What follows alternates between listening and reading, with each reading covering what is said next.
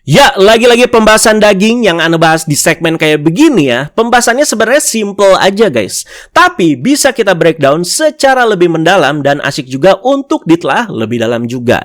Berawal juga dari komentar nyinyir yang selalu ada di fandom ini. Apalagi setiap serial rider baru itu lagi diperkenalkan nih. Pasti, ini mah pasti kalian juga sering dengar. Kamen Rider kehabisan ide nih. Apakah benar? Franchise ini kan udah berjalan 55 tahun ya, sejak tayang di tahun 1971 dan masih berdiri kuat dan sepertinya tidak ada tanda-tanda sama sekali untuk hiatus atau memberhentikan diri guys.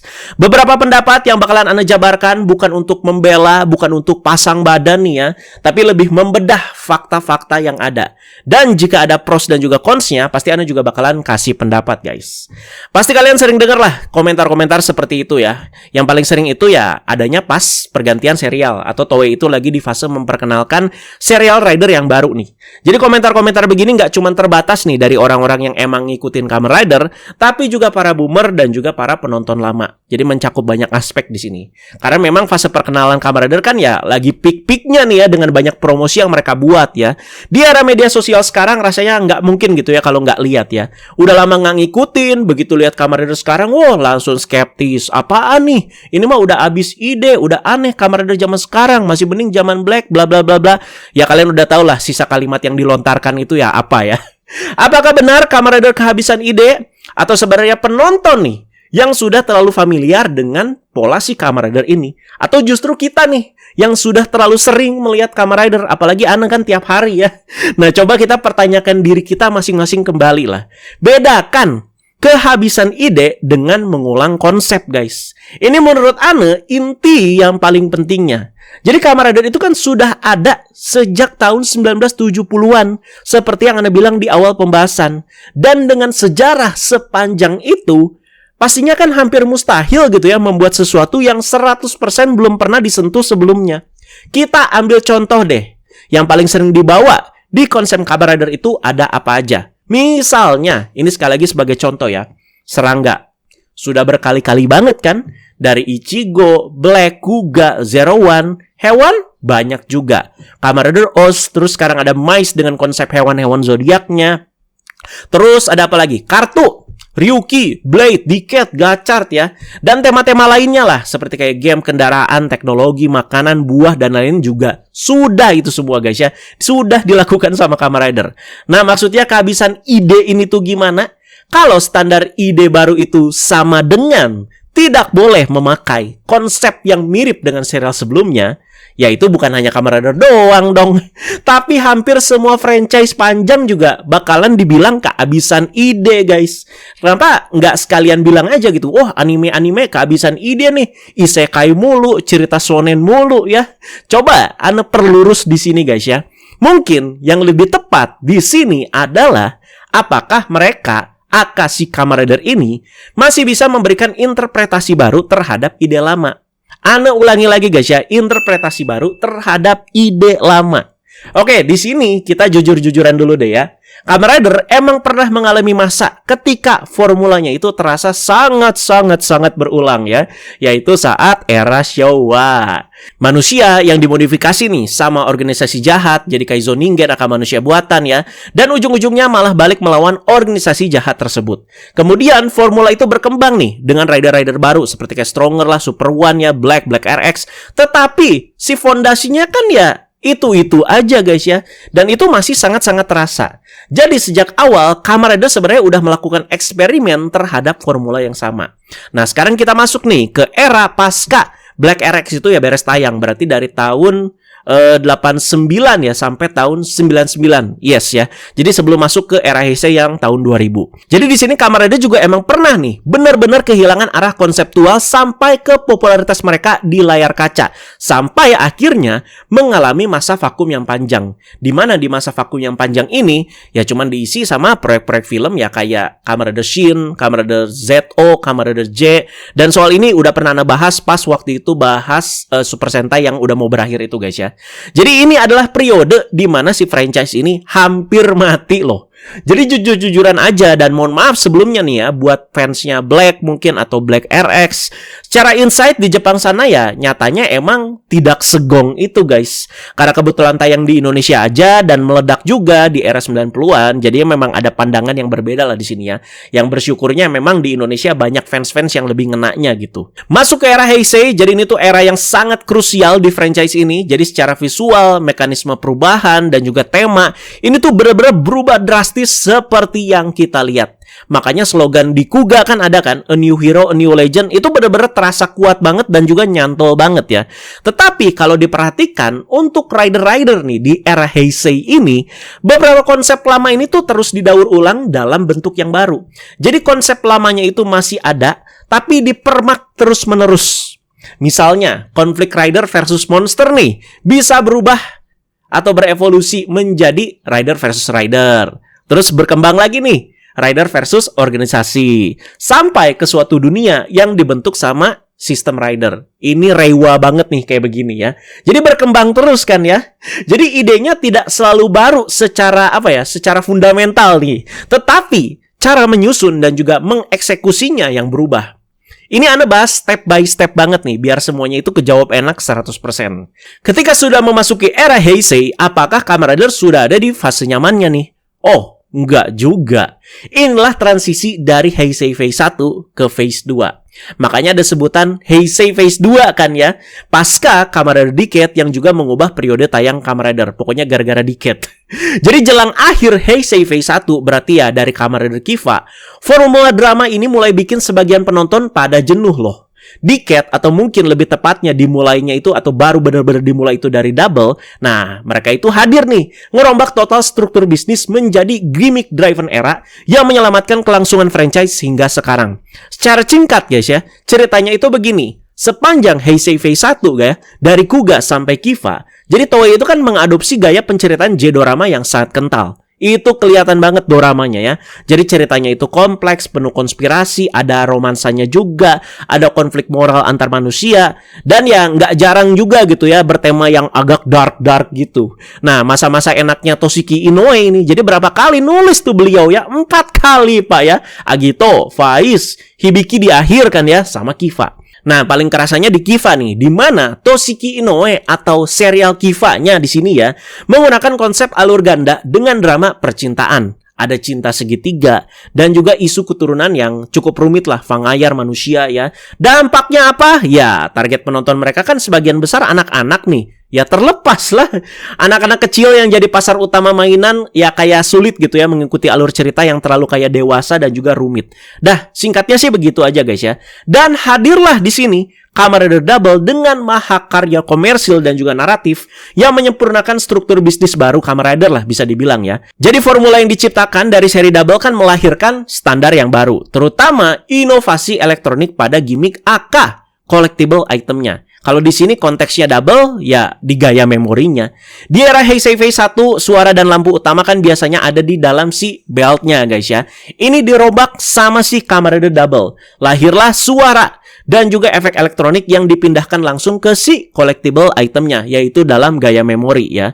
Dan si Double Driver hanya berfungsi sebagai kayak wadah mekanisnya aja lah. Nah, dampak bisnisnya edan banget ini.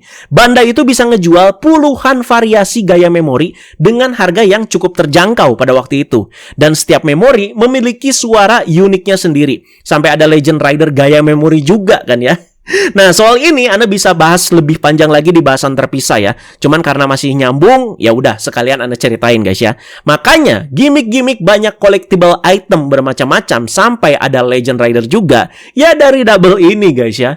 Kembali lagi soal konteks kehabisan ide. Nah, ketika motif seperti buah-buahan di game, video game di Exit ya, sampai permen atau makanan manis di Gabu itu diumumkan, rekreasi visual ini kan sering dicap sama orang sebagai sesuatu yang konyol gitu ya. Gak cuma sama penikmat Kamen Rider yang udah lama aja, tapi sama orang-orang awam yang sepintas ngeliat.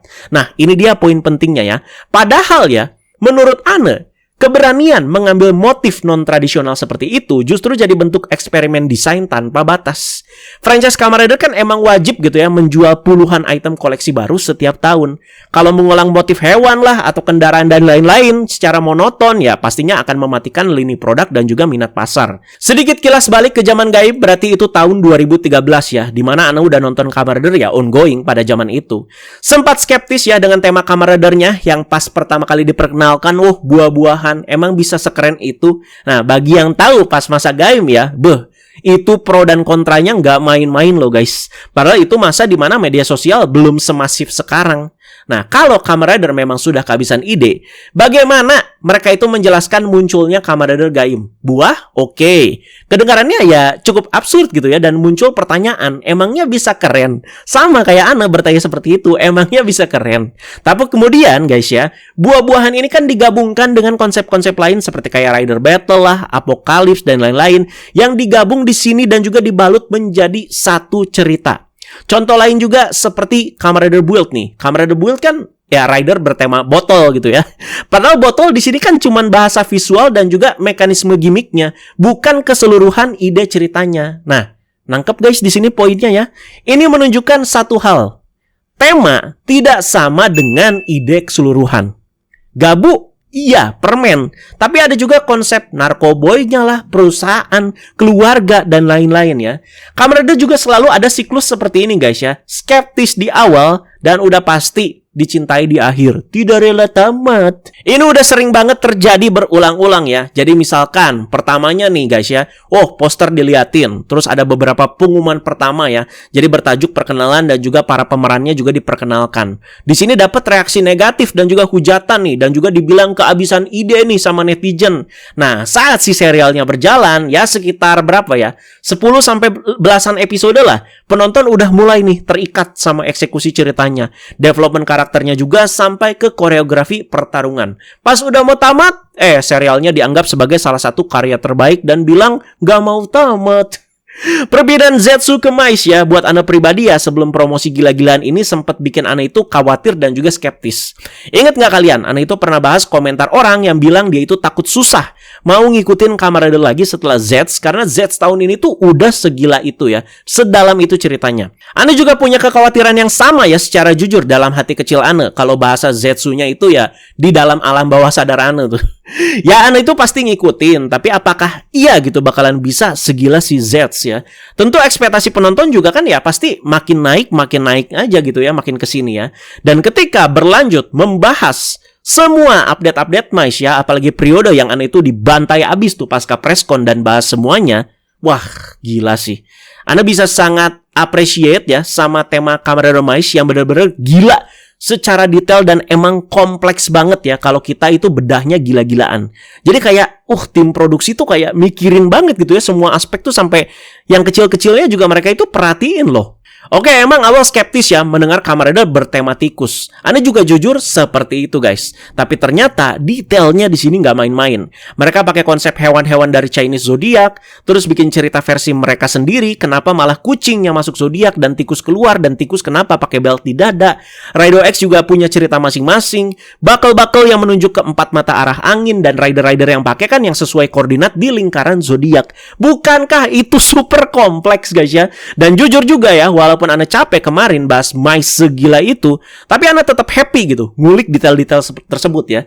Nah, tapi di sini setelah penjelasan panjang lebar Ana di video ini, Ana itu nggak akan pasang badan dan secara gamblang itu bilang, Kamen Rider tidak akan pernah kehabisan ide.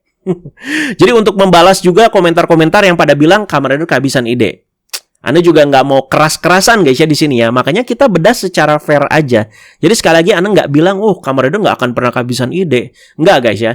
Jadi argumen orang-orang yang berkomentar Kamen Rider kehabisan ide sebenarnya emang bisa valid ya. Karena Kamen Rider sendiri kan memang bisa dan juga sering mengalami soal itu. Sebagai contoh, banyak juga nih kayak gimmick yang terasa dipaksakan, desain rider juga banyak yang terlalu mirip lah, formula cerita juga yang berulang, karakter juga banyak yang pola kepribadiannya serupa gitu ya satu sama lain, terus konfliknya juga terasa familiar ya, dan kita sebagai penonton berhak merasa bosan. Sangat berhak guys. Kesimpulannya, Kamen Rider mungkin tidak kehabisan ide, tetapi Kamen Rider bisa kehabisan ide atau kehabisan cara untuk membuat ide tersebut terasa baru. Jadi di sini Anda tidak mengatakan orang-orang yang bilang kehabisan ide itu salah ya. Nah, apakah kita juga sebagai penonton nih yang kehabisan kesabaran guys? Karena semakin lama kita mengikuti Kamen Rider, semakin banyak referensi yang kita kenali. Sebagai contoh ya, Mais deh. Mau tayang kan ya tahun ini ya. Penonton baru ya, mungkin kalau ngelihat bakalan berkomentar, wah Rider dengan motif tikus nih, unik nih, ada hewan-hewan lainnya juga. Tapi penonton lama, mungkin mereka komentarnya, hewan lagi, hewan lagi. Sebagai contoh, misalkan di Mais kan ada Sidat ya, oh Rider kelinci nih ya. Oh itu kan dulu udah ada tuh build ya dengan tema kelinci. Terus ada kucing lagi tuh, Mau sama Rido. Sebelumnya kan udah pernah ada tuh Sinago ya. Ada juga seperti penonton baru yang lihat gimmick tertentu lah. Tapi penonton lama komentarnya, ini sih sama nih, kayak build lah, kayak OS, kayak Exit, kayak Gaim. Sebagai contoh, build kan ada ya, si gimmick drivernya dengan mutar tuasnya. Nah, itu kan diulangi lagi sama mereka di bagian Kamen Rider Gabu. Itu dia maksud Ana. Benar nggak komentar Ana di sini? Jadi semakin banyak pengetahuan kita tentang franchise ya, semakin sulit gitu sesuatu terlihat benar-benar original dan juga baru. Dan ini justru jadi fenomena yang menarik ya. Gak cuman Kamen Rider, karena hampir semua franchise panjang juga memiliki bahasa visual dan juga struktur yang menjadi identitasnya. Yang harus dinilai dan juga diperhatikan ya apa yang mereka lakukan terhadap kombinasi tersebut nih.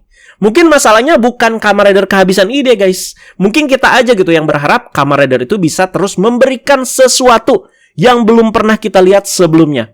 Karena kan setelah 55 tahun tuntutan untuk selalu menjadi sesuatu yang 100% baru itu sebenarnya ya hampir mustahil gitu ya. Mustahil Pak ya. Yang realistis ya bukan menciptakan sesuatu yang belum pernah ada, tetapi membuat sesuatu yang familiar terasa berbeda. Nah, dan itu sebenarnya udah menjadi salah satu kekuatan terbesar Kamen Rider ya selama puluhan tahun. Jadi penggunaan ulang media-media atau sistem koleksi yang terlihat sama menurut Ana bukanlah suatu kemunduran gitu dari Kamen Rider ya. Yang terpenting ya bagaimana si tema-tema ini tuh ya bisa dieksekusi dengan baik lah dan tetap relevan juga dengan zaman saat ini. Ya semoga dapat insight-nya di pembahasan kali ini ya. Jika ada topik-topik serupa yang asik buat Anda bisa bahas secara dalam seperti ini, jadi silakan kalian komentar aja. Tapi nggak dalam waktu dekat guys ya. Untuk ke breakdown kayak gini Anda juga pastinya ya butuh waktu ya, butuh mood dimana otak juga lagi encer-encernya dan butuh boker. Pembahasan ini bisa terfikirkan Anda buat ya saat perpindahan Zeds yang udah mau tamat ke Mais yang dalam waktu dekat ya bakalan tayang. Ya, dan jadilah ini dia videonya. Jadi thank you semuanya, silakan kasih pendapat mengenai ini ya.